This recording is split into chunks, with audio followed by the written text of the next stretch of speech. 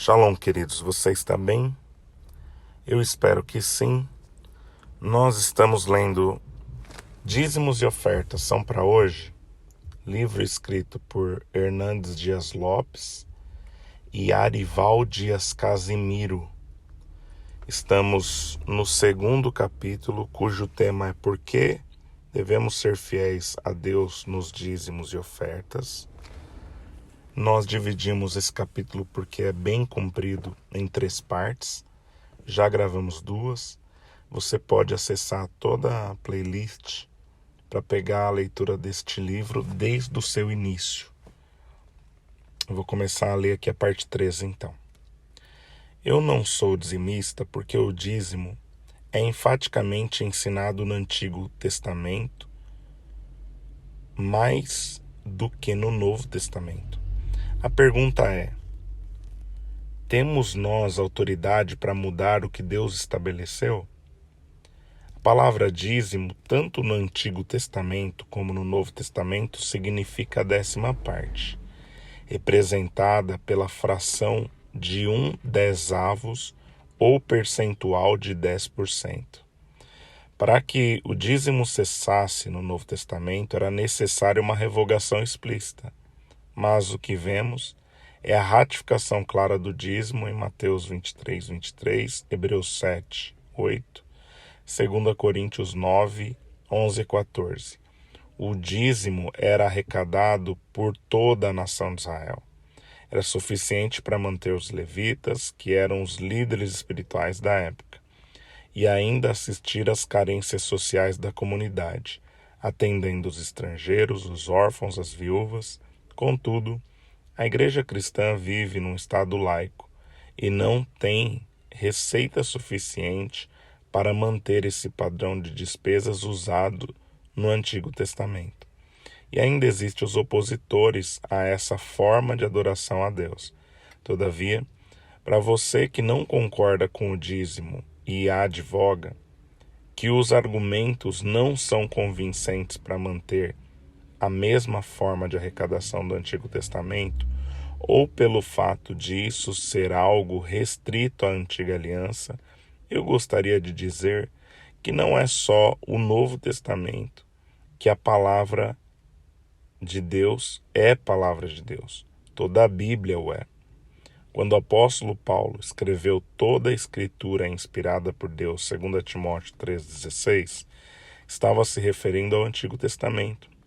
O dízimo é um claro ensino das Escrituras. Provérbios 3,9, Malaquias 3,10, Levítico 27, do 30 ao 32, Números 18, 21 a 32, Deuteronômio 14, 22. Ora, existem muitas coisas que realizamos na igreja que surgiram no Antigo Testamento. O casamento, a família, o trabalho, o cuidado dos pobres, os 10 mandamentos, o culto, o uso de instrumentos musicais no culto, a bênção de pai para filho, o templo, o dízimo. Ou vamos também discordar dessas coisas só porque estão no Antigo Testamento? Diferentemente do que alguns pensam, no Novo Testamento também vemos a prática do dízimo mantida e citada por Jesus. Nós já citamos esses textos, mas vamos lá. Mateus 23, 23, Marcos 12, do 41 ao 44, Mateus 5, 23 e 24. Como vemos, Jesus teve várias chances de discordar do dízimo e não o fez. Pelo contrário, mostrou a maneira correta de praticá-lo. Os que dizem que o dízimo é da época da lei estão desinformados. A lei veio 430 depois de Abraão. 430 anos depois de Abraão. E ele já era um dizimista. Gênesis 14, 20, Hebreus 7, versos 2 e 4. O dízimo retrocede à época da promessa, período patriarcal, e não à época da lei, período mosaico. Eu não sou dizimista porque o que ganho é pouco e não sobra. Esse argumento pressupõe que devemos entregar a Deus as sobras e não as primícias. Dízimo não é sobra, mas as primícias. A Bíblia nos ensina a honrar a Deus com as primícias de toda a nossa renda, Provérbios 3:9. Deus não é o Deus das sobras, Ele é a fonte de todo o bem e merece o primeiro, o melhor, as primícias. A Bíblia nos ensina a trazer todos os dízimos, e esse mandamento não é apenas quando sobra. Deus é o nosso provedor, e devemos confiar mais no provedor do que na provisão. Vivemos pela fé, portanto, devemos obedecer ao que Deus determina e descansar no seu cuidado providente. O profeta Ageu diz que quando trazemos as sobras para Deus, ele as rejeita, porque não é Deus de resto. Ele as assopra e as dissipa. Ageu 1:9. O profeta Malaquias denunciou o povo que trazia para Deus os animais doentes e dilacerados. Malaquias 1:8 e 9. Isso é trazer o que não tem valor, é trazer a sobra, é entregar para Deus o que não nos custa nada nem tem valor para nós. Isso é oferecer o pior para Deus, é atitude indigna diante de Deus, desonra o Senhor, ofende o Todo-Poderoso. Os homens fiéis sempre separam o melhor para Deus, ou seja, as primícias. Êxodo 23:19, 1 Crônicas 29:16, Neemias 10:37. Maria, irmã de Marta, ofereceu a Jesus o que pôde, o seu melhor, de forma sacrificial, Marcos 14:1-9. É bem verdade que ele foi duramente criticado pela liderança da igreja, mas no seu coração só havia um vetor: agradar a Jesus. Hoje os cristãos gastam mais com cosméticos do que com o reino de Deus, investem mais em coisas supérfluas do que a salvação dos perdidos. Gastamos muito com aquilo que perece, mais do que com a evangelização do mundo. Quando acumulamos justificativas e desculpas para sonegar o dízimo, estamos revelando apenas que o reino de Deus não é nossa prioridade e que o nosso amor por Deus é menor do que o apego ao dinheiro. Jesus ensinou: não acumuleis para vós outros tesouros sobre a terra, onde a traça e a ferrugem corrompem, e onde os ladrões escavam e roubam.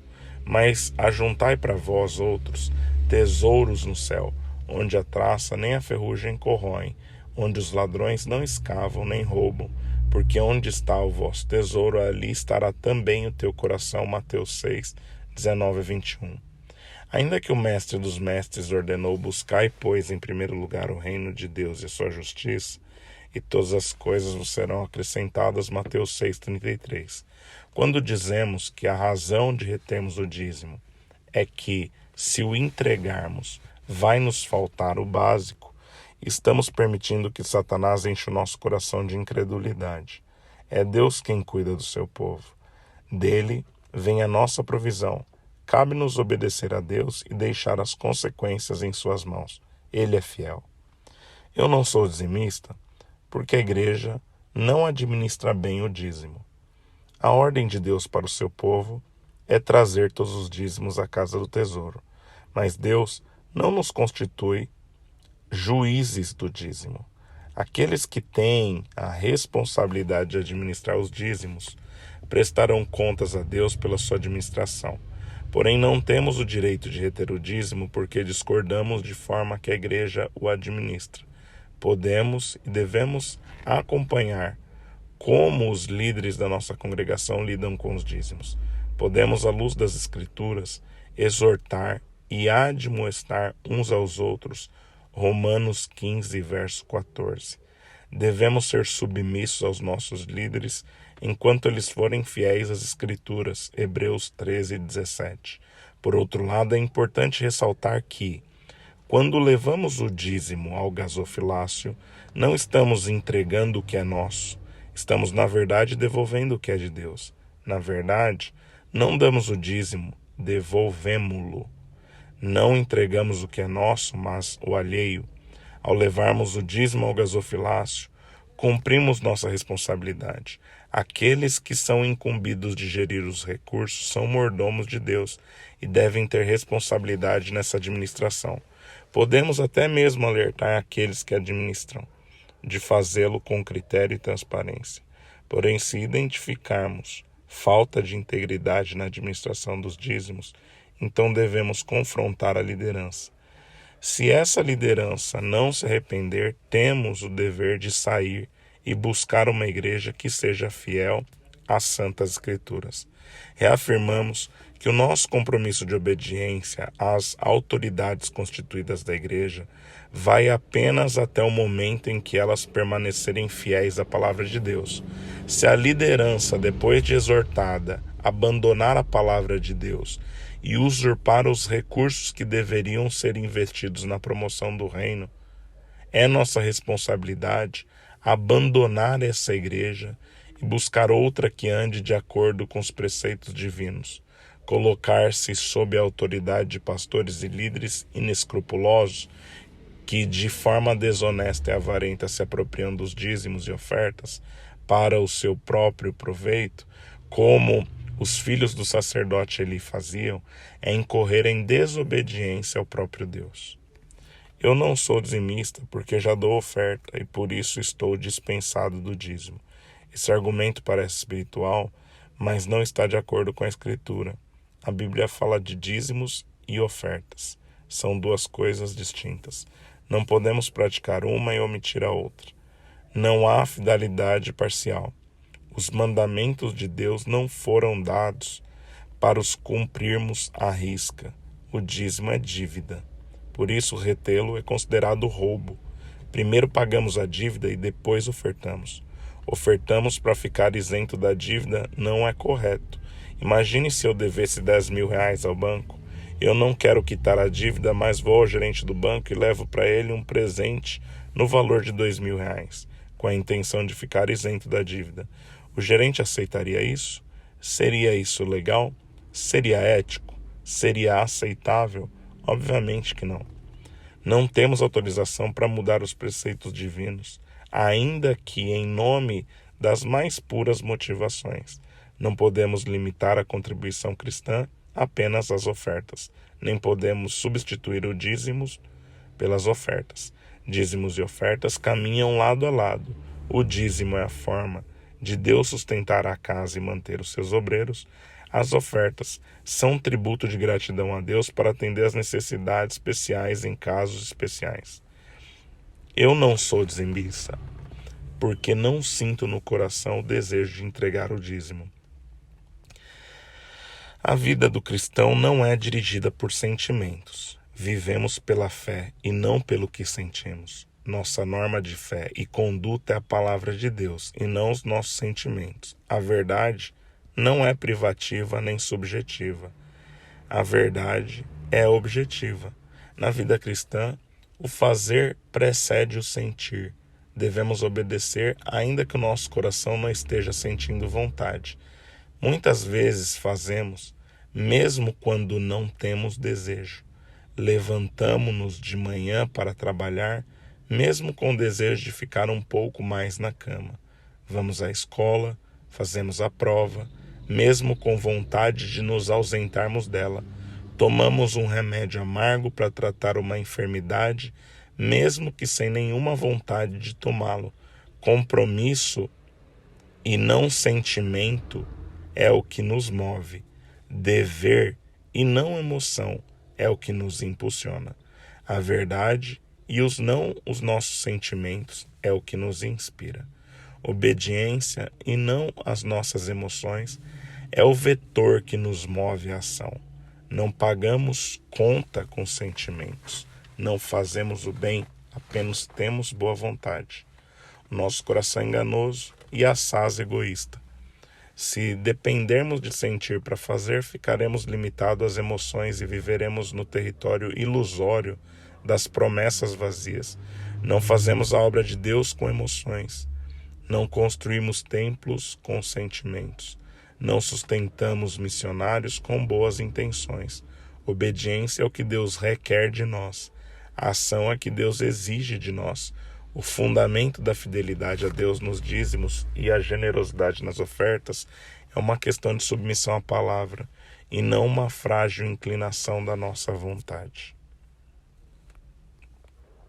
Eu não sou dizimista porque os pastores e as igrejas não são transparentes na administração do dinheiro.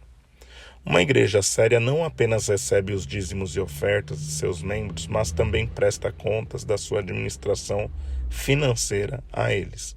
Lamentavelmente, há igrejas que têm transformado em empresas, transformando o evangelho num produto, o púlpito num balcão, o templo numa praça de negócios e os crentes em consumidores. O vetor que move esses líderes inescrupulosos é o lucro. Devemos repudiar com veemência esses exploradores de fé. Devemos rechaçar com vigor essa prática vergonhosa. Não se planta igrejas como se abre uma franquia de negócio. A finalidade da igreja não é arrecadar dinheiro. O objetivo da igreja não é o lucro. A igreja é uma agência do reino de Deus. Jesus é o seu fundamento, o seu dono, o seu edificador e seu protetor. A igreja vive para adorar a Deus, proclamar o evangelho e exercer misericórdia. Ela é abençoadora e não exploradora. Ela está no mundo para servir e não para usar mecanismos escusos para arrancar dinheiro das pessoas. A graça de Deus não pode ser comercializada. O evangelho não pode ser mercadejado. 2 Coríntios 2,17. Aquilo que recebemos de graça, devemos entregar de graça. Eu não sou dizimista, porque há muitos pastores se enriquecendo com os dízimos e as ofertas. É lamentável que os obreiros fraudulentos, avarentos e amantes do dinheiro usem o evangelho, torçam o evangelho, adulterem o conteúdo do evangelho para se locupletarem, assim como há falsos profissionais em qualquer área da vida, também há falsos pastores. Assim como há homens desonestos e dissimulados em todos os setores da sociedade, há também obreiros gananciosos que, em nome de Deus, ludibriam os incautos para os explorarem. Há pastores lobos que se aproximam das ovelhas, não para apacentá-las, mas para devorá-las, não para servi-las e protegê-las, mas para arrancar-lhes a lã e comer-lhes a carne. Ezequiel 34, versos do 1 a 10. Um pastor comprometido com Deus e a sua palavra não é motivado pelo dinheiro, 1 Pedro 5,2. Sua vocação não passa pela sede do lucro. O dinheiro não é o seu Deus. Ele vive do ministério, mas não faz do ministério uma plataforma de enriquecimento. Um pastor íntegro não age como dono da igreja, apropriando-se dos dízimos e ofertas para o seu benefício pessoal. 1 Pedro 5,3. Ele deve receber um salário digno para servir a Deus e cuidar do seu povo. Mas esses valores não são apropriados nem administrados por ele. Uma igreja séria, com pastores sérios, tem total transparência na administração dos recursos. Eu não sou dizimista porque preciso cuidar primeiro das minhas coisas para depois investir na obra de Deus. O dizimista fiel compreende que Deus é o dono de tudo, o ouro e a prata. Deus não é apenas dono de tudo, mas também o nosso provedor. Toda boa dádiva vem dele. Ele é quem nos dá o sol e a chuva, as estações do ano, os frutos da terra. Deus é quem nos dá saúde, inteligência para trabalharmos. Deus é quem nos dá a vida, a respiração e tudo mais. Atos 17, 25. Devemos trazer a Deus as primícias de toda a nossa renda e Deus promete fazer transbordar nossos celeiros e encher de vinho os nossos lagares. Provérbios 3:10. O profeta Ageu denunciou o povo de Israel que voltou do cativeiro e, em vez de construir a casa de Deus, voltou-se para construir as suas próprias casas, deixando desamparada a casa do Senhor. O pouco que o povo trazia, Deus assoprava. O salário que o povo recebia-o para colocá-lo num saco furado. Reter dízimos e ofertas é desamparar a casa de Deus. Reter os dízimos é colocá-los em primeiro plano e relegar a casa de Deus a segundo plano. Reter os dízimos é afirmar que somos os donos, e não os mordomos, dos recursos que temos nas mãos. Reter os dízimos é dizer que Deus não é sábio o suficiente quando nos insta a trazer a Ele as primícias de toda a nossa renda. Eu não sou dizimista porque conheço muitos crentes que não pagam o dízimo e são ricos. Outros entregam o dízimo e são pobres. Não basta apenas ser dizimista, é preciso ter motivação correta. É ledo engano pensar que as bênçãos de Deus limitam-se apenas às coisas materiais. As pessoas mais ricas e mais felizes do mundo foram aquelas que abriram mão do que não podiam reter para ganhar o que não podiam perder. Dízimo não é barganha nem negócio com Deus. Precisamos servir a Deus por quem Ele é, e não pelo que vamos receber em troca. A prosperidade financeira sem Deus pode ser um laço. Um homem nunca é tão pobre como quando ele só possui dinheiro. O máximo que o dinheiro pode oferecer ao homem é um rico funeral. Riqueza sem salvação é a mais consumada miséria. O fascínio da riqueza sufoca a semente da palavra de Deus no coração humano. Esse argumento, portanto, tem as suas raízes num mau entendimento. O primeiro deles é que Deus nunca prometeu riqueza àqueles que são fiéis na entrega dos dízimos. Deus prometeu abrir as janelas do céu e derramar bênçãos sem medida. Malaquias 3:10. Deus prometeu celeiros cheios, lagares transbordantes. Provérbios 3:10. Embora as bênçãos da antiga aliança fossem medidas em termos materiais, isso não significa necessariamente riqueza, mas prosperidade. Nem todas as pessoas ricas são prósperas, nem todas as pessoas prósperas são ricas. Há ricos pobres e pobres ricos. A palavra de Deus diz: uns se dizem ricos sem terem nada, outros se dizem pobres, sendo muito ricos. Provérbios 13:7. A palavra de Deus é que a bênção do Senhor enriquece, com ela ele não traz desgosto. Provérbios 10:22. A riqueza em si mesmo não satisfaz. O apóstolo Paulo escreveu: ora, os que querem ficar ricos caem em tentação e cilada, e em muitas concupiscências insensatas e perniciosas, as quais afogam os homens na ruína e perdição. 1 Timóteo 6:9. O cristão não vê a riqueza em termos de cifras, mas de satisfação interior. Ainda escreve Paulo: de fato, grande fonte de lucro é a piedade com contentamento, porque nada temos trazido para o mundo, nem alguma coisa podemos levar dele. Tendo sustento e com que nos vestirmos, estejamos com isso contentes. 1 Timóteo 6:6-8. O contentamento do cristão não é o dinheiro.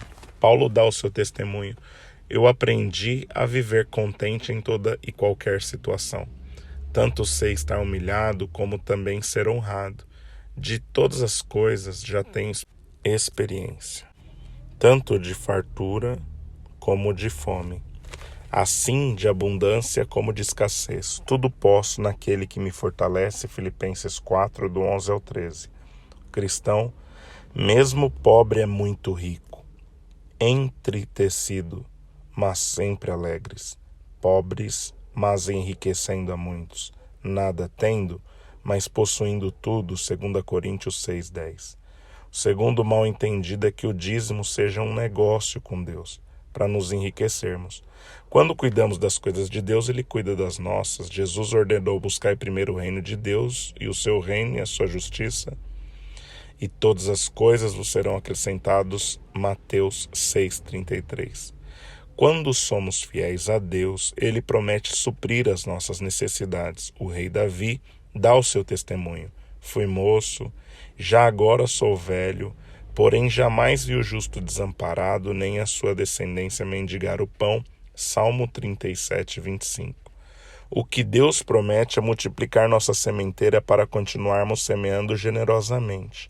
Ora, Aquele que dá semente ao que semeia e pão para alimento, também suprirá e aumentará a vossa sementeira e multiplicará os frutos da vossa justiça, enriquecendo-vos em tudo para toda a generosidade, a qual faz que por vosso intermédio sejam tributadas graças a Deus. 2 Coríntios 9, os versos 10 e 11. O que a palavra de Deus nos ensina é sermos ricos para com Deus em vez de retermos tudo em nossas mãos com avareza.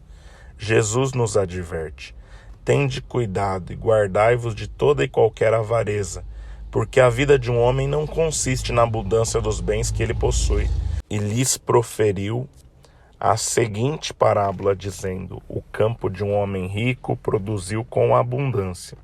E arrazoava consigo mesmo, dizendo: que farei, pois não tenho onde recolher os meus frutos? E disse: farei isso, destruirei os meus celeiros, reconstruirei-os maiores, e ali recolherei todo o meu produto e todos os meus bens.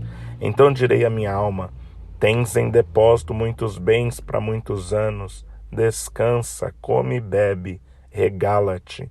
Mas Deus lhe disse: louco, esta noite lhe pedirão a tua alma: o que tens preparado, para quem será? Assim é o que entesoura para si mesmo e não é rico para com Deus. Lucas 12, versos 15 a 21. O terceiro mal entendido é julgarmos que os crentes dizimistas pobres não são abençoados como os dizimistas ricos. Na dispensação da graça, nossas riquezas não são avaliadas apenas pelo critério de bens materiais, mas, sobretudo, pela bênção espiritual. O apóstolo Paulo escreve: bendito Deus e Pai do nosso Senhor Jesus, que nos tem abençoado com toda a sorte de bênção espiritual nas regiões celestiais em Cristo Jesus. Efésios 1:3. Todo aquele que está em Cristo já é abençoado com toda a sorte de bênção espiritual, já está assentado com Cristo nos lugares celestiais. Efésios 2:6. Agora somos filhos de Deus. 1 João 3:1. E herdeiros de Deus e cordeiros com Cristo. Romanos 8, 16 a 17. Nossa pátria está no céu. Filipenses 3:20. Lá no céu temos uma herança incorruptível, sem mácula, imarcessível, reservada nos céus para nós. 1 Pedro 1:4. Oh, quão somos ricos! Não importa a quantidade de dinheiro que temos, onde moramos ou com que roupa nos vestimos. Eu não sou dizimista porque a igreja é rica e não precisa do meu dízimo. O ensino claro das Escrituras é que o dízimo não é meu, mas de Deus. Portanto, meu dever é entregá-lo com fidelidade, como Deus me ordenou e onde Deus me ordenou. Ainda perguntamos: será que temos tomado conhecimento das necessidades da igreja? Vislumbramos as possibilidades de investimento em prol do avanço da obra? Além do mais, o dízimo não é da igreja, é do Senhor. É Ele quem o recebe. Aqueles que compreendem a grandeza da obra, a imensidão da seara e a urgência da missão, não encolhem as mãos para contribuir. Aqueles que investem nas causas de consequências eternas não sonegam o dízimo, nem deixam de ofertar. A pobreza de uma igreja consiste na miopia da sua visão, mais do que na escassez dos recursos. Quando a igreja compreende que o seu campo é o mundo, quanto mais recursos ela tem nas mãos, mais ela investe na obra missionária e mais relevante ela se torna para a sociedade. Eu não sou dizimista porque não concordo com o dízimo. Temos o direito de discordar. Só não temos o direito de escolher as consequências das nossas decisões. Quando discordamos do dízimo, estamos discordando da palavra de Deus, que não pode falhar. Quando discordamos do dízimo, estamos indo contra a palavra dos patriarcas, dos profetas e, acima de tudo, do Senhor Jesus, que disse: dai, pois, a César o que é de César, os tributos, e a Deus o que é de Deus, os dízimos e ofertas. Talvez você argumente que está discordando da interpretação que fizemos do assunto, e não da palavra de Deus. Porém, rogo a você que se aproxime das Escrituras sem formulações preconcebidas. Não imponha ao texto suas conclusões prévias. Extraia do texto o que está nele. Examine-o cuidadosamente, os textos do Antigo, do Novo Testamento. A Bíblia interpreta a Bíblia. Há uma harmonia nas Escrituras. Elas falam por si mesmas. Minha ardente oração é que você descubra o privilégio de ser um dizimista. Minha súplica a Deus é que você, que já é dizimista, renove o seu compromisso de continuar sendo fiel ao Deus fiel, que você seja um mordomo de Deus, pronto a colocar ao serviço de Deus os recursos dele que estão sob sua administração. Assim nós encerramos o nosso segundo capítulo. Quer deixar um feedback, um comentário? Faça-o na área de comentários do vídeo. Acompanhe-nos até o final dessa leitura nos próximos vídeos. Deus abençoe você. Shalom.